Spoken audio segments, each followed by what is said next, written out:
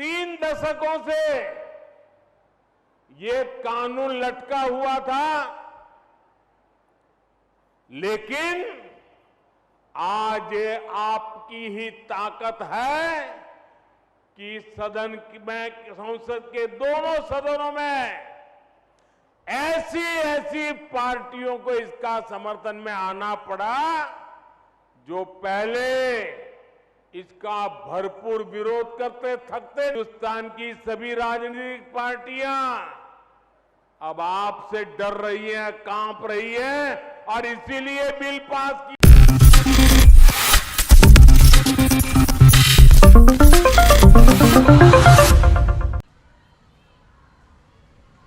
मंच पर विराजमान उत्तर प्रदेश के लोकप्रिय मुख्यमंत्री श्रीमान योगी आदित्यनाथ जी, इस कार्यक्रम में उपस्थित हमें आशीर्वाद देने के लिए आई हुई काशी पूर्वांचल की नारी शक्ति, हमारी काशी माता कुष्मांडा, माता श्रृंगार गौरी, माता अन्नपूर्णा और मां गंगा की पावन नगरी है।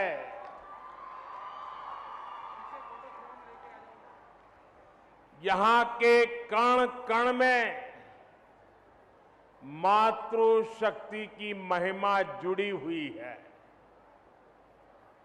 विंध्यवासिनी देवी भी बनारस से बहुत दूर नहीं है। काशी नगरी देवी अहल्याबाई होलकर के पुण्य कार्यों और प्रबंध कौशल की भी साक्षी रही है।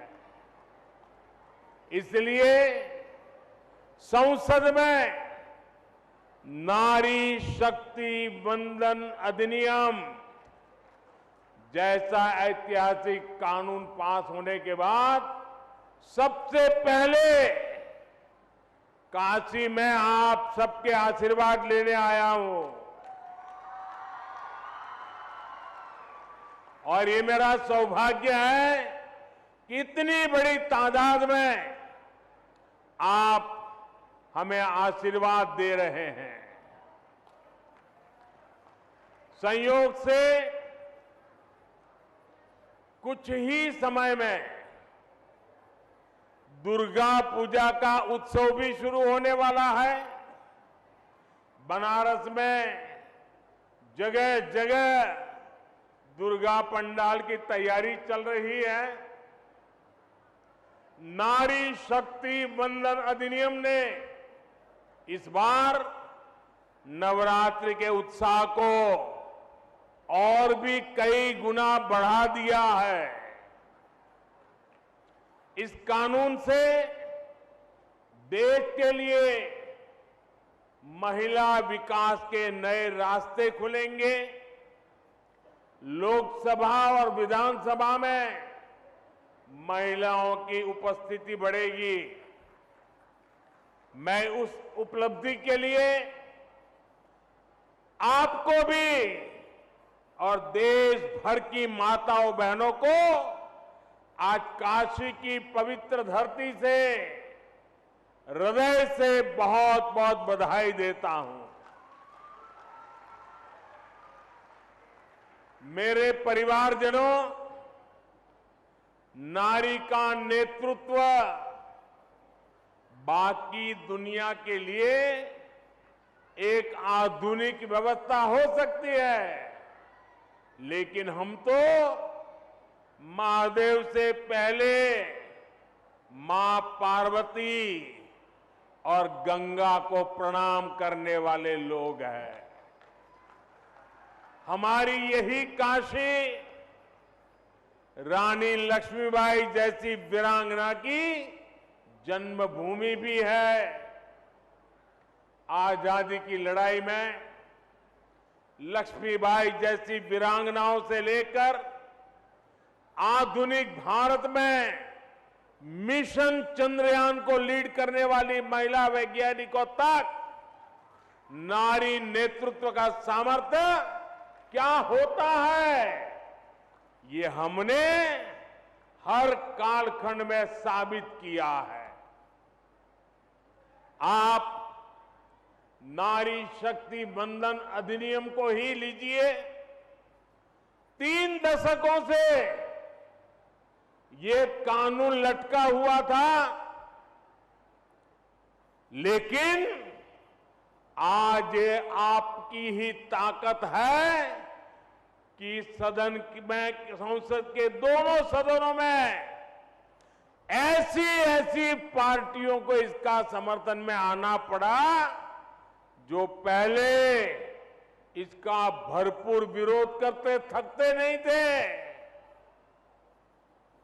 और इसलिए आप माताओं बहनों में जो जागरूक बनी है, आप एक बनी है, एकजुट बनी है, ये हिंदुस्तान की सभी राजनीतिक पार्टियां अब आपसे डर रही हैं, कांप रही हैं और इसीलिए बिल पास किया है।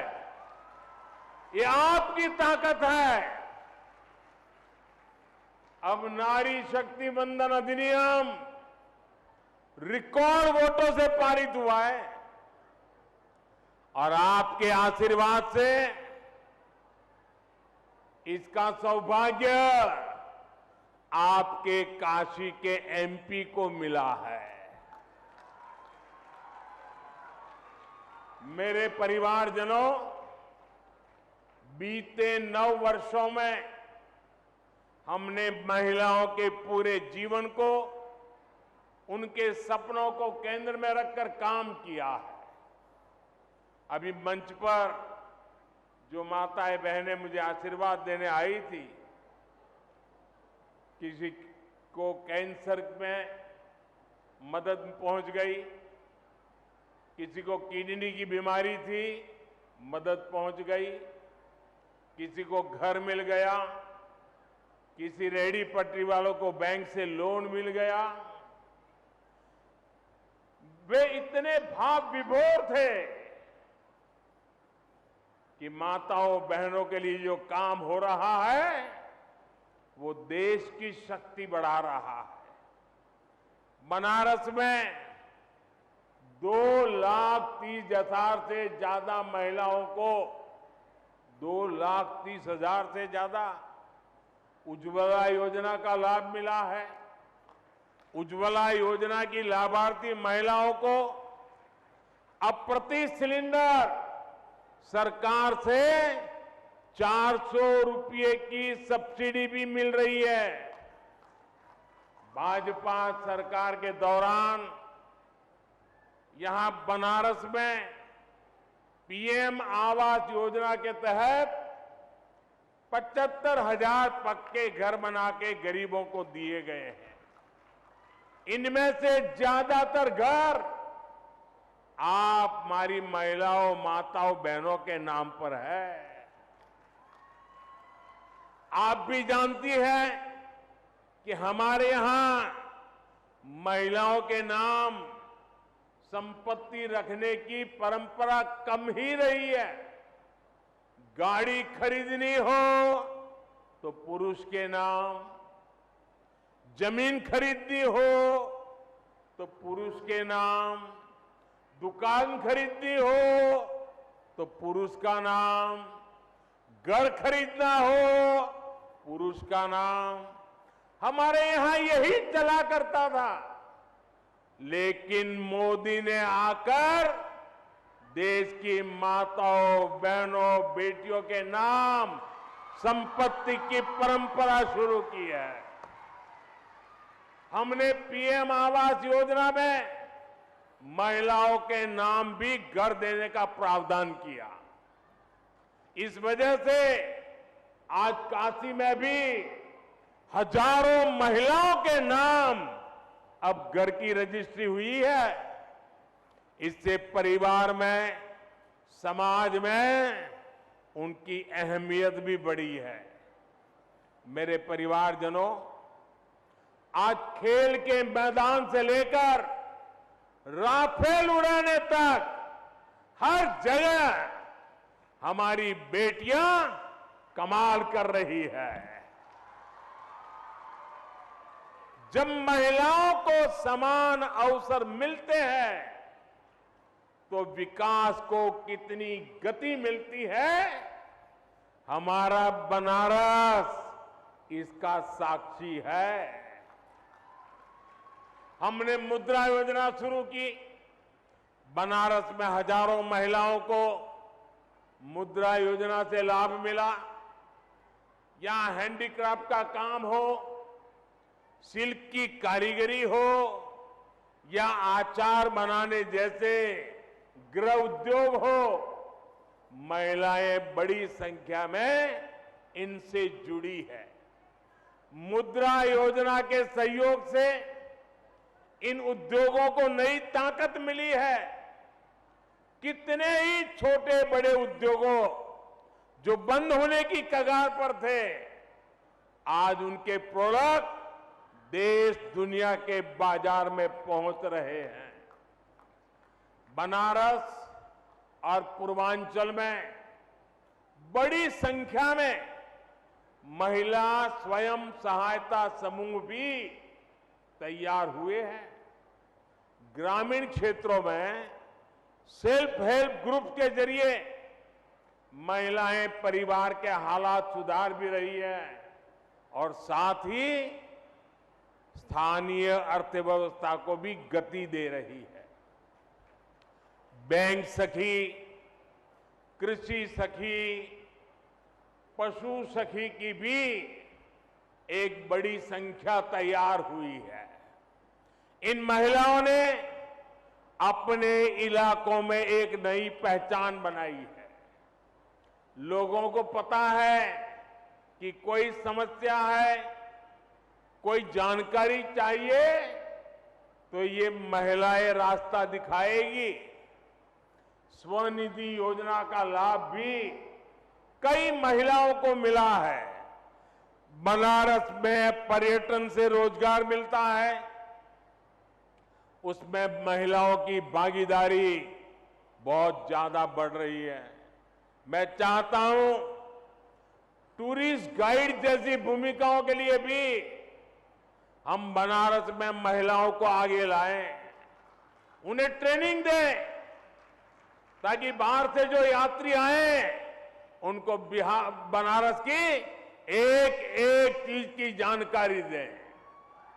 इससे महिला टूरिस्ट को आसानी होगी, महिला टूरिस्टों की आने की संख्या बढ़ेगी और बनारस की बहनों को रोजगार मिलेगा। मेरे परिवारजनों, नारी शक्ति वंदन अधिनियम एक व्यापक विजन वाला कानून है।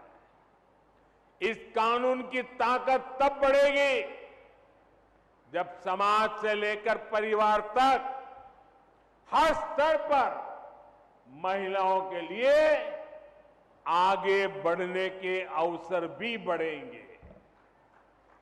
हमें ऐसा समाज तैयार करना है जिसमें नारी को आगे बढ़ने के लिए किसी के सहयोग की भी जरूरत न पड़े। इसके लिए कानूनी प्रयास भी जरूरी है और सांस्कृतिक मूल्यों को भी मजबूत करना जरूरी है। इसलिए इस कानून का नाम नारी शक्ति वंदन अधिनियम, नारी शक्ति वंदन अधिनियम रखा गया है। हालांकि कुछ लोगों को इसमें भी वंदन शब्द से परेशानी है। अब माताओं बहनों को वंदन नहीं करेंगे तो क्या करेंगे जी? ये लोग नहीं समझ पाते कि नारी के वंदन का, उसके सम्मान का अर्थ क्या है। लेकिन हमें इस तरह की नकारात्मक सोच से बचते हुए अपने लक्ष्य पर फोकस करना है। मुझे विश्वास है हमारी माताओं बहनों के आशीर्वाद से देश अमृत काल में इसी तरह आगे बढ़ता रहेगा, बड़े निर्णय लेता रहेगा। आप इतनी बड़ी तादाद में आए, हमें आशीर्वाद दिए, और मैं तो हमेशा कहता हूं कि माताओं बहनों की शक्ति ये मेरा बहुत बड़ा सुरक्षा कवच है। आपके आशीर्वाद यही मेरी सबसे बड़ी ऊर्जा है। मैं फिर एक बार आप सबका बहुत बहुत धन्यवाद करता हूं। नमः पार्वती पते हर हर महा